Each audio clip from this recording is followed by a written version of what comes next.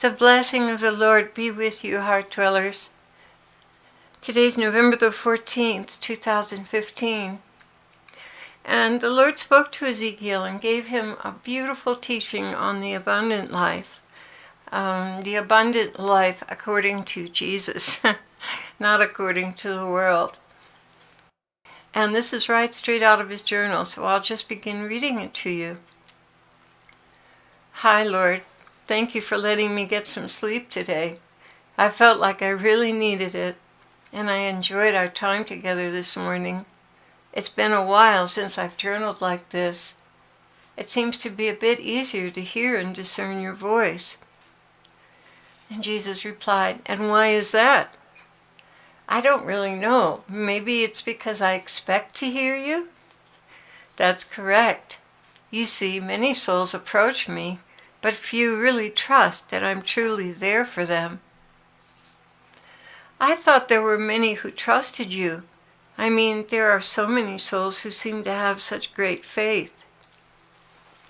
What you read and what you see on programs and videos can be very convincing, but what I am talking about is something far more sublime, something that is genuinely there in the depths of the soul. That makes me feel a little insecure, like, well, where's my soul truly at? He replied, "Your soul is a work in progress, just like most. But I do see your efforts, and I'm very pleased with them. What I'm getting at is this.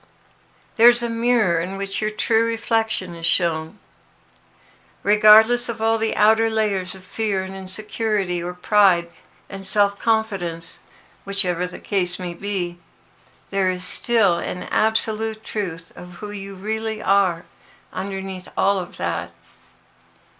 You have heard it said that humility is simply the truth about anything, and that's well put.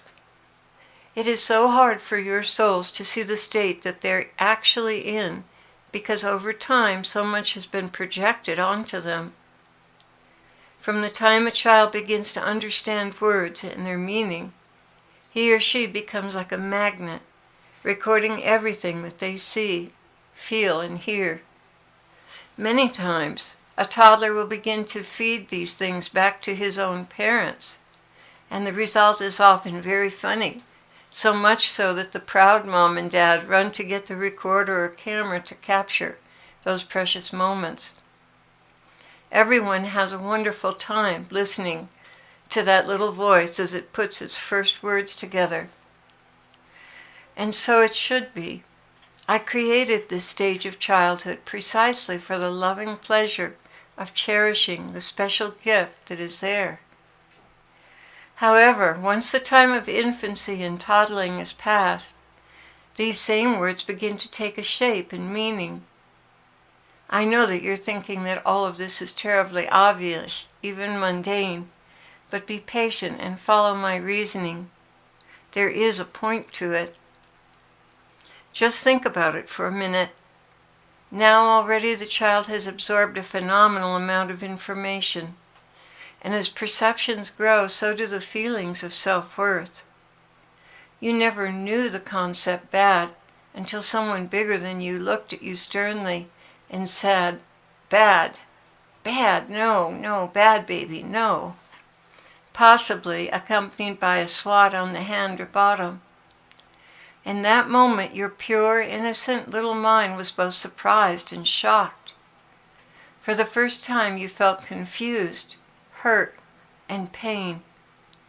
From that time on, the harsh look, the firm voice, all of it made you afraid, and you associated all of this with one word, bad.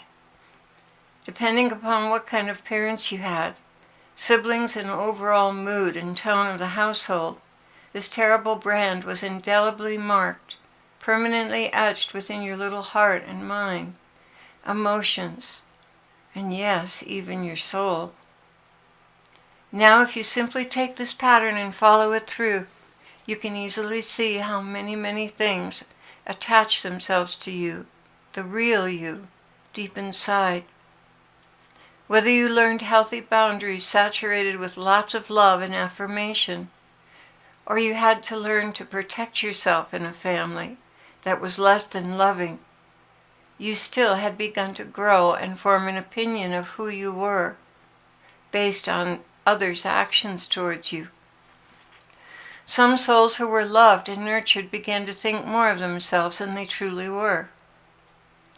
Others who were treated badly quickly developed an almost exaggerated, heightened sense of survival. Into all of this I come to intervene and show you who you truly are, deep within your soul, the you that I created you to be. I am that mirror, and I want to show you with all my heart just how beautiful and precious you truly are to me. My greatest desire is to take all of that shame and condemnation off of you.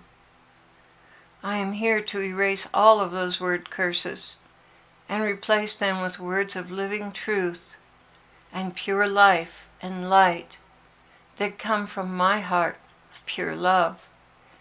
The same pure love that created you. The same pure love that you are in me. So enough guilt.